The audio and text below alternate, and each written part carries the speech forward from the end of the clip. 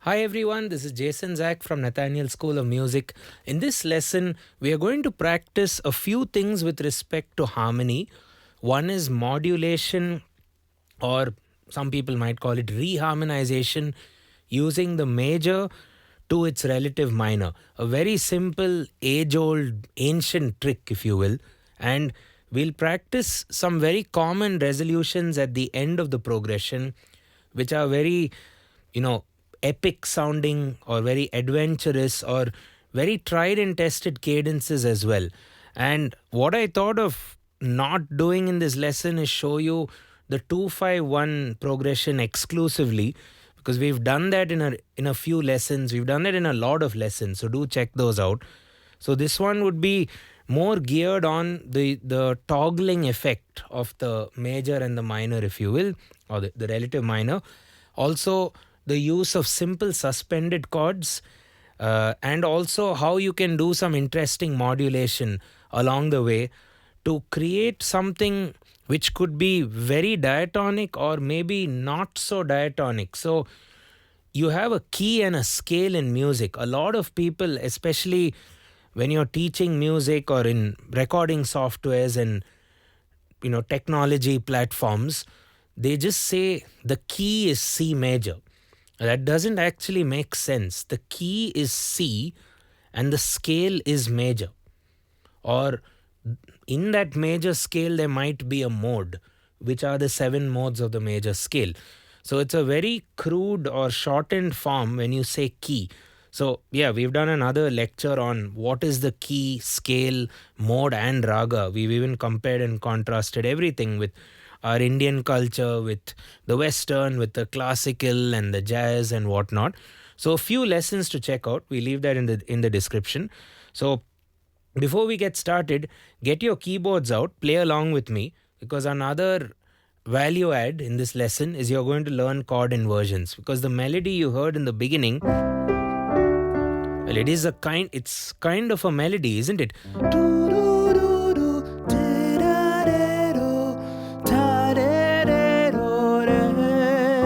So it's a little motif or etude that I've composed. So play along with me.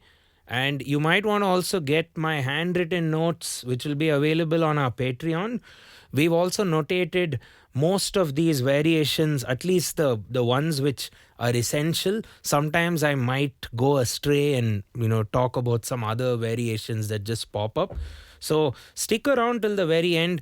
We'll have some very interesting cadences. We'll have some very interesting concepts, music theory, piano, inversions, lot of things. So it's tough to really put a title to this lesson. But anyway, before we start, if you like the tutorial, do consider hitting the subscribe, and more importantly, hit the bell icon and get notifications. We release regular lectures over the week. So we found that even subscribers these days don't see our lessons because of the way YouTube is working now to support more short form content. But anyway, enough talking, let's get cracking. So I'm going to show you the progression first in its bare bone structure. First off, the chords and the inversions. We'll start with the C major chord in its second inversion, G, C, E, and the next chord you just climb up to D major upper tone. That's about it. And to make it slightly more melodic and pass the time better, you create a little melody there, which is E, G. You have the extra pinky finger, which you can bring into the party. Ta, ra, ra, ra. Ring finger, bring that in with F sharp. And what are we on here? It's a regular old D major chord. Ta, ra, ra, ra. Now you could re-hit the D or you could just leave it off. or okay, and I'm following the similar pattern but not playing B flat to C, which is also nice, by the way, which we'll bring in later. So initially we'll go B flat, drop down. So first was C second inversion, just a step ladder above to D major second inversion, B flat major second inversion, and then A minor second inversion. Looks like second inversions are my favorite among the three. So anyway, let's play that again. Play it along with me.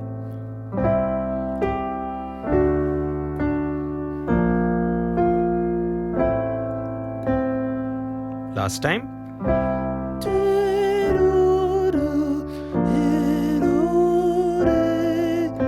Could even play A minor in the root position.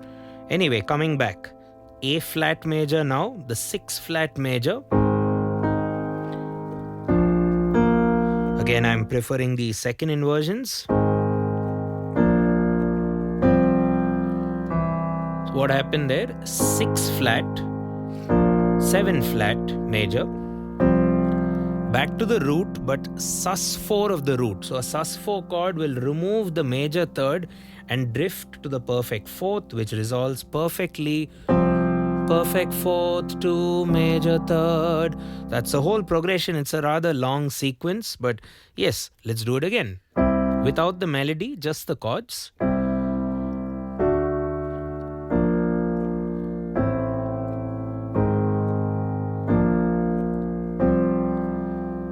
One more time, little slower.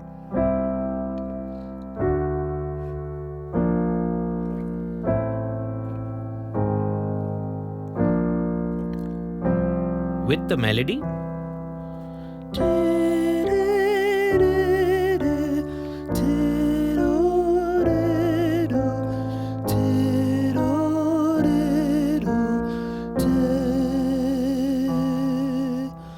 Now the beauty of this resolution is when you resolve it to na na, the C is the ending chord, but in theory it is, yeah, it's the ending chord, so it doesn't have to be treated like the tonic forever. It can be treated as the dominant of the next tonic. So if I end on C, C is the fifth of the F major scale.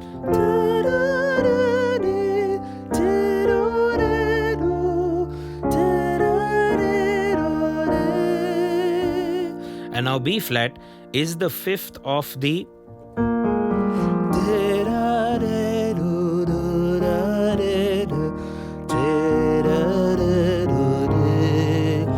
and it actually forces you to shift and connect chords. Even if you make a lot of mistakes, you're using your ear to rectify those mistakes. So you might get a few inversions wrong, but at least use your ear to melodically quantize your chords to the right chord. Okay, so coming back to the key of C, a few other things you can do at the end is instead of landing on the tonic, you can land on the predominant or the dominant. What is the predominant? It's the 4th degree, so that will be F major, and the suspended chords work very well because they just make the journey a lot more smoother. Tonic resolution. Going to the 4 major, that's the predominant, or that's the 5 major, G sus going to G, and then you can do a more surprising thing by going to the mediant or the 3 flat of C. And you can do a few things. So let's experiment. The basic ones are C sus4 going to C, and then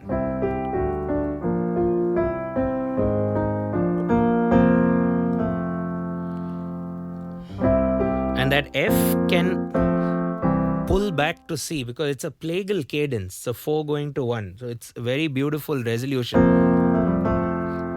You can loop it.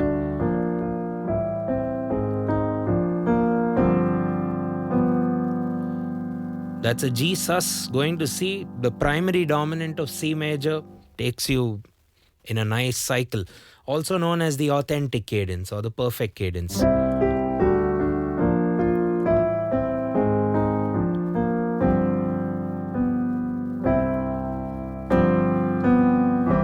Right? You can do a few surprising endings like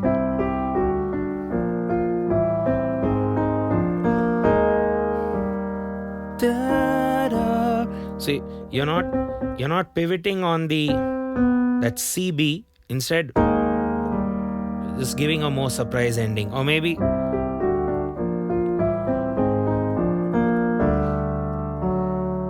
can do a D, up to you. So there are a lot of options at the end, especially if you use a suspension.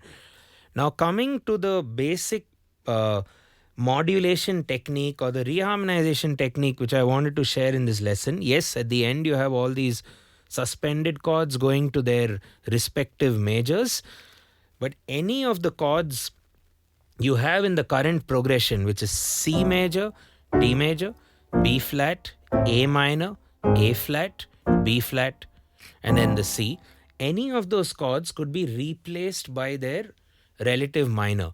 So what I'm going to do is the C major and the A minor you see in this progression are already major and relative minors. So flip the C major with A minor and flip the next A minor with its relative major, which is C major. So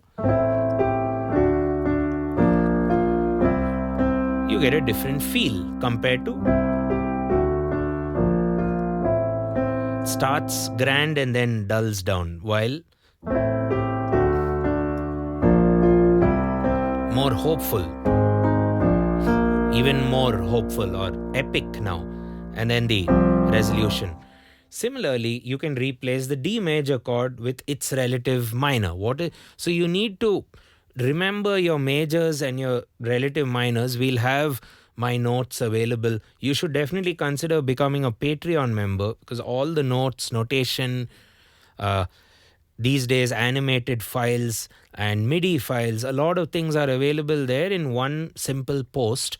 So every lesson will have something on Patreon. Do consider heading over there and supporting us. That'll help our channel grow. So instead of playing C major to D major, what is D major's relative minor? You go up a sixth or a major sixth from D, you'll get yourself a B minor, right? That's a nice journey. Hope positive. Okay, more melancholic. But the same melody holds good. Even if you make the melody bigger, works.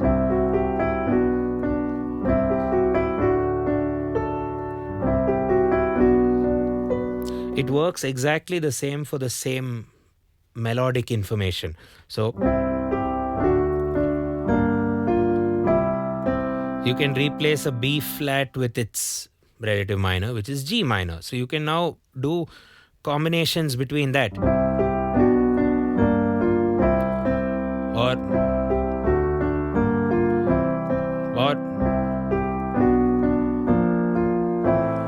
you have all these options, right? Or make it fully minor.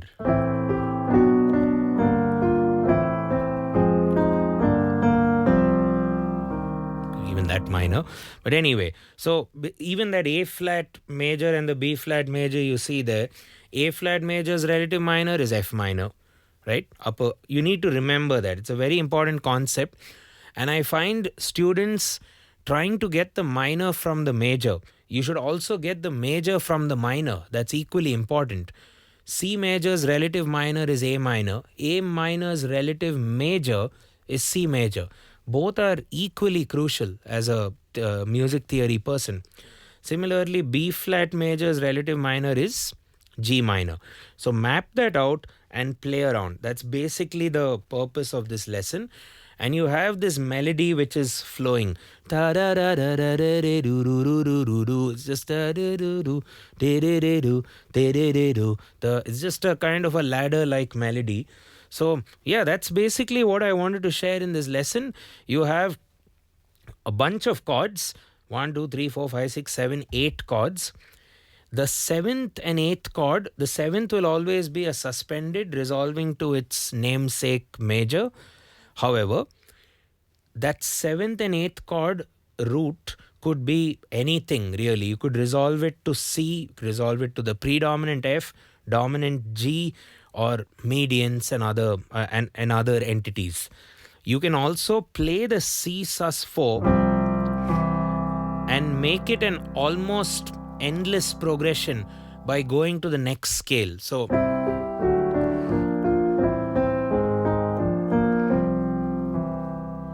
and then maybe I just want it to go there. So that's E flat or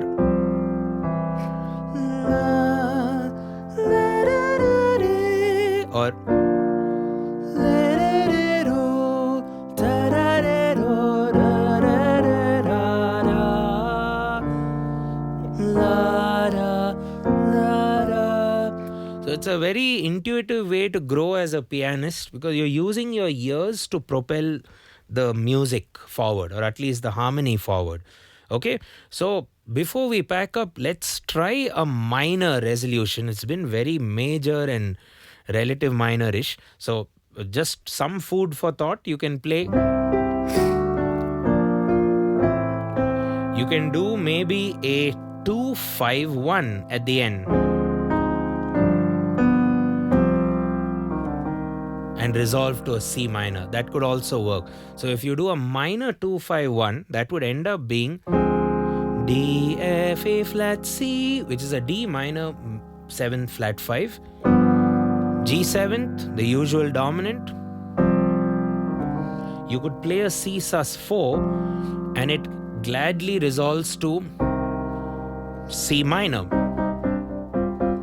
It's a very, very peaceful resolution. So suspended chords are very, very great. They can resolve to major, minor, and we've done a lot of lectures on how to use suspended chords creatively, the theory behind them, how you can compare them with your jazz 9th chords, your extensions, as well as the added chords, which are used a lot in pop songs too. Okay, so in a nutshell, we've done a rather long chord progression, studied major, relative, minor, looked at a bit of suspended chords with a little melody. And what you need to do to practice this forward, do it on multiple scales. You have my MuseScore files, which we notated. You have my handwritten notes. You have some animated material for you to study. So do consider our documents on Patreon. And that's about it. Don't forget to like, share, subscribe, and share the video with your friends as well. Thanks a ton. Cheers.